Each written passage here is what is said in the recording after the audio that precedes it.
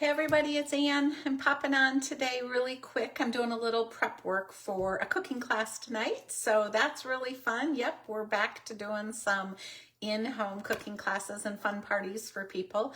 And I just have this really easy little extra treat I'm gonna make, and I thought, oh my gosh, this would be great for Easter, this would be great for graduations. So if you're following along on one of my virtual parties this week, you might want to add some of this to your order, or if you need some quick for a party, just hit me up, let me know, drop a question in the comments. But I don't know about you guys, but I really like a good almond pound cake. And I was thrilled when Pampered Chef actually came out with an easy version. Yep, 1 bag of almond pound cake. You can make a great big loaf, or you can put it in a 9x13 pan. But look what I'm doing. I'm putting it in the brownie bite pan.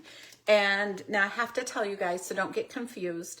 If you would love one of these bite-sized pans, yours will be a different color because we've had new technology. We have an even better nonstick product, but this is the one I have in my kitchen, so I'm using it today. So you mix the pound cake, and this is the part I love for convenience sakes.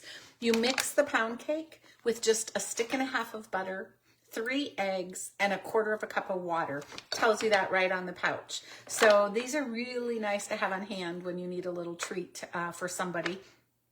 And then you can make it into bars, you can make it into an actual loaf, you can do the gems like I'm doing. So I mixed it, have it right here in my glass batter bowl, and that's when I decided I should go live and talk to you guys about this. So got it already mixed, thought about it.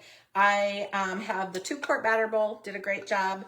I'm using the small scoop from the stainless steel scoop line and just taking a big scoop of it and dropping it in the wells of the bite pan.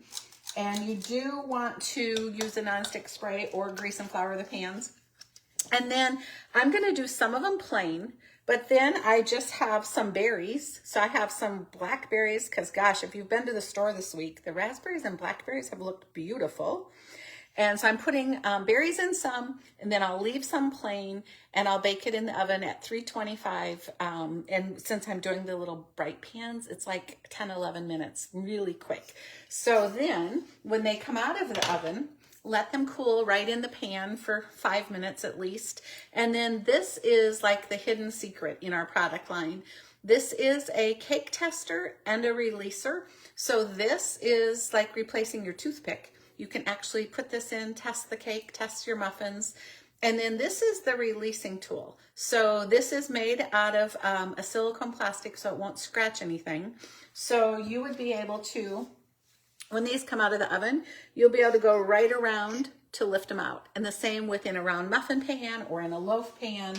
I really do love this product.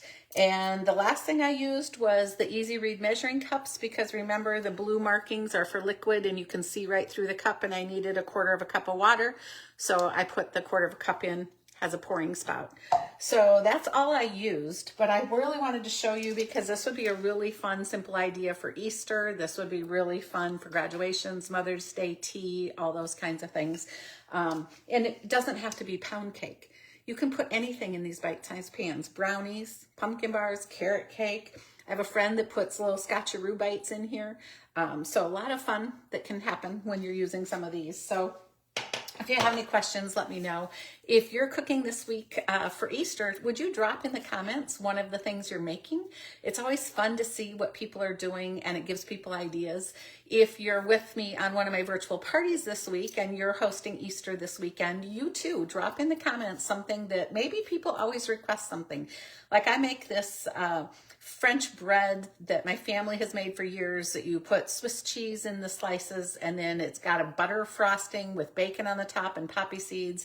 You bake it. It's just delicious. People ask for it every Easter. So that's like a tradition here. So drop in the comments what is something that is a tradition or something you're making this year for Easter. It'll be fun to know. See you guys soon.